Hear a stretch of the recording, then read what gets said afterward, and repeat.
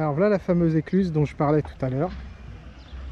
Donc elle arrive directement des marais salants qu'on voit qui se vident là-bas. Ah, un des restos ici très connu qui existe depuis très longtemps, ouvert seulement durant la saison, s'appelle Les Écluses. Crêperie très connu dans l'île.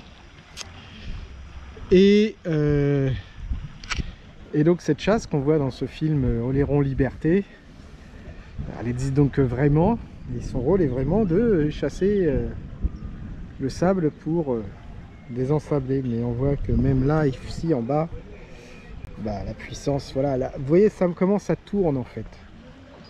Et vous voyez deux périodes. Là, il y a une construction qui est beaucoup plus récente. Et du coup, ouais, il y a ce virage et encore après, derrière, il y a une longue distance et du coup, bah, ça ne suffit pas pour désensabler. Même à pleine puissance, ça ne suffit pas. Là-bas, le mur est complètement en train de s'effondrer, donc cette digue va être totalement démolie normalement en 2024. Le port va être légèrement modifié. Normalement, il devrait y avoir un ponton ici. Je ne sais pas ce qu'il en sera vraiment, mais je me semble avoir compris ça. Mais il va falloir rehausser peut-être un peu le seuil ici parce que ça va poser problème, je pense. Bon, moi j'y connais pas grand chose. Alors, on a même un catway qui est coulé.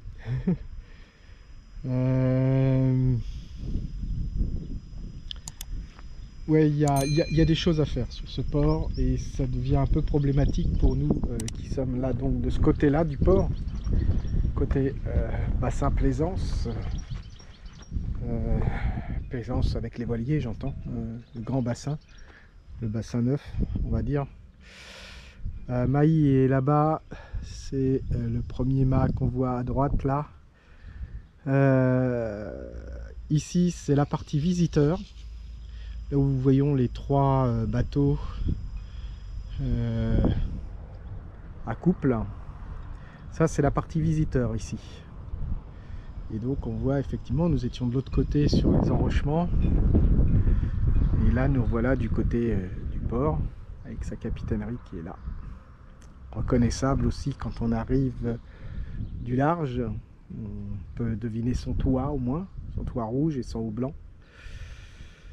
Bon, là nous sommes vraiment à marée basse. Hein. Nous sommes vraiment à marée basse, donc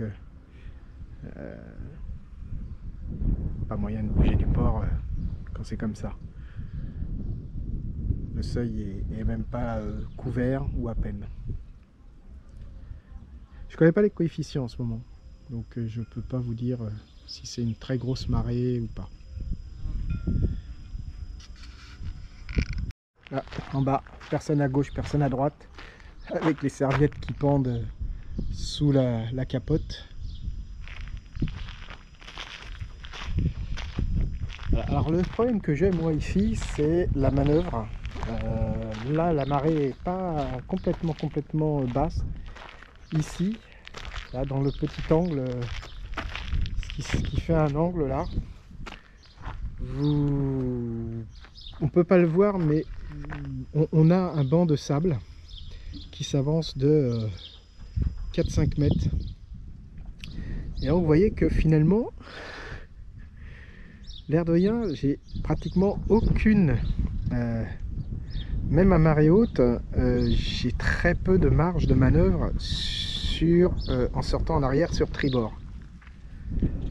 Alors je peux remonter en arrière sur bâbord. Vous voyez, la travée est assez large, il n'y a pas de souci. À part que mon pas d'hélice a tendance à m'emmener du côté de l'enrochement. Donc c'est un petit problème que j'ai et j'ai du mal. J'ai vraiment du mal à sortir de cette place-là. On va me dire que je ne sais pas manœuvrer, bah peut-être. Peut-être que je ne sais pas. Là, il faut que j'essaye absolument de sortir sur bâbord en marche arrière.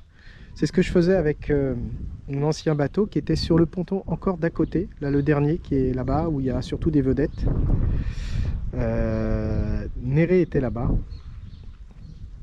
et lui le padélis m'emmenait vers la gauche, donc c'était magique.